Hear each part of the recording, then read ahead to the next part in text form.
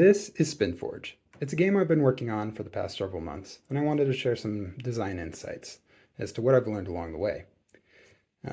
For starters, this is an engine builder game. Players can either spin or make purchases on their turn. So they spin in order to gain elements. You can see here we got a water and a fire element, and if they chose to stop there, the player would then be able to gain those two elements.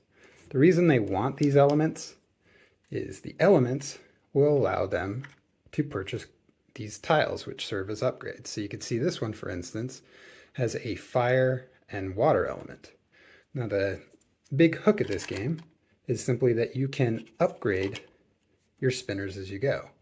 These tiles slot in and replace whatever the base tiles are, and that allows you to increase your engine in one metric, and the tiles get more complicated and more powerful as you go down the stack.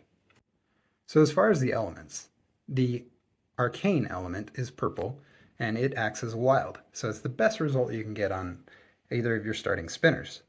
The worst result, however, is this X, which will give you no elements. To mitigate that, I have a spin counter, or track, that the player can use to spin their spinner again as many times as they want until they're happy with the result or they run out of respins. Now, the other aspect of engine building in this game is power cards, which are unique cards that allow the player to drastically change the way their board plays or how they play the game. The way that you acquire these, and you acquire them one per turn, if you have a match. So for example, on this spinner, this player currently would have a match of one water element, one water element with a space, just like on the card. The orientation doesn't matter, and then they'd be able to obtain this card, which changes their gameplay. So for instance, if they have less than 2 water at the start of their turn, they would then gain a water. And the powers get more powerful and worth more as you go. For instance, this lets you gain a fire instead of a nature, or a nature instead of a fire, giving you a lot more flexibility.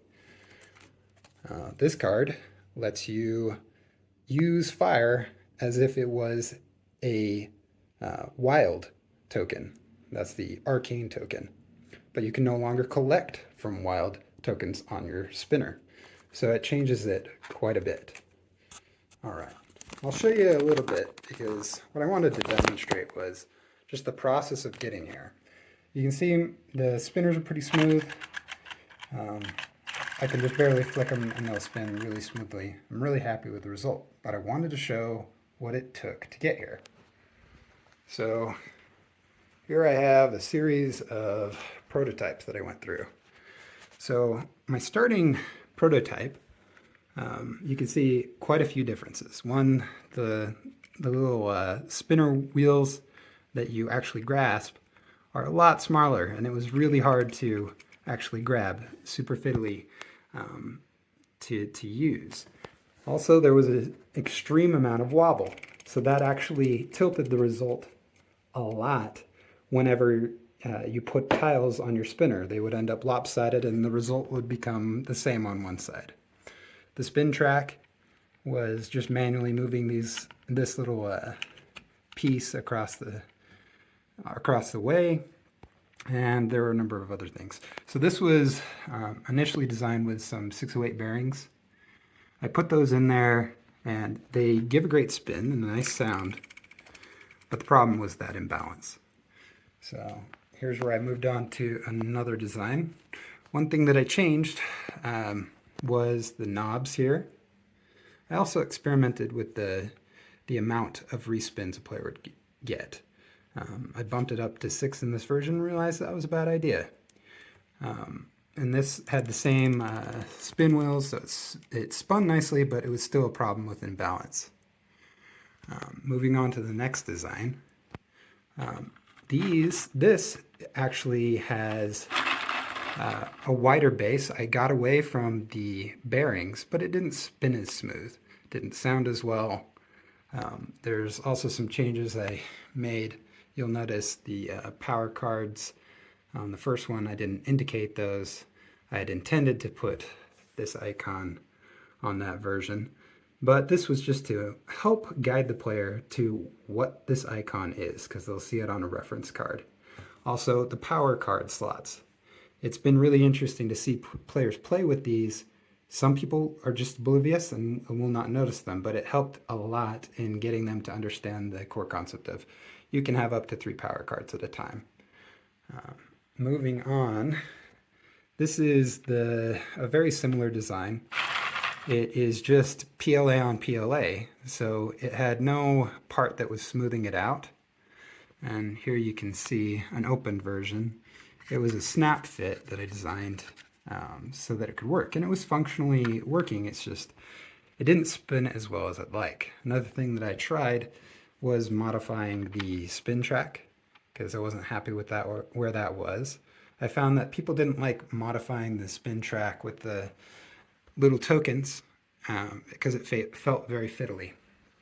I feel like this was a big design improvement in that it was just really easy to spin this little knob to get to what you wanted. But I also found that because the numbers were obscured, people would not use the spin track as much as I had hoped.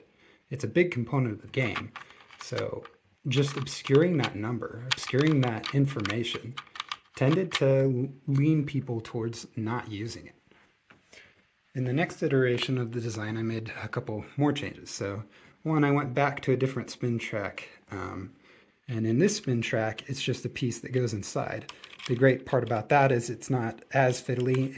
It slots in nicely to each of its positions. And it doesn't fall out. So you don't have to get the piece out and then set it aside with the board as you go on. Another aspect I changed was I actually put steel balls into the design. So it would spin better, but it sounded pretty rough, and it wasn't spinning nearly as well as I'd like with like a bearing. So moving back to the design where I'm at now, you can see that spins nice. Another aspect is the spin counter. What I've landed on so far is I put magnets on either side of this piece, and it's built in like several different components, and they slot in. You go over a groove. It's kind of like a little fidget toy. That way you get exactly where the numbers go. It's not super finicky to mess with. I've found that design's the best. Now to get there, I had to mess with the bearings. A big part of the process with the 608s as well as these much larger bearings is, printing and iterating and designing. I would go through like many iterations of what do I need the diameter to be to actually fit in smoothly but not compress it too much to stop the spin. So I'll show you an example with these bearings if I can. It'll be hard to do without a setup. You can see with this bearing I've degreased it and put it in some isopropyl alcohol. It spins really nice. But this is the bearing spinning without that process. That's it. And this is after taking off the shielding and removing the grease. So I was pretty happy with where I got it to, but it took me a long time to figure out that process. Anyway, I just thought it'd be fun to share some of the design insights that I've had as I've been building through this process.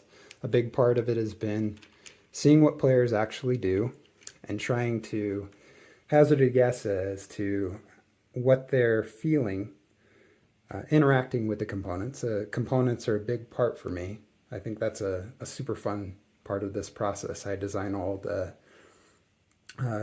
PLA and the things in like a CAD software myself, print it off, do tons and tons of iterations just to figure out how it's going to work. And I like that just as much as I do the game design. Anyway, I thought I'd share.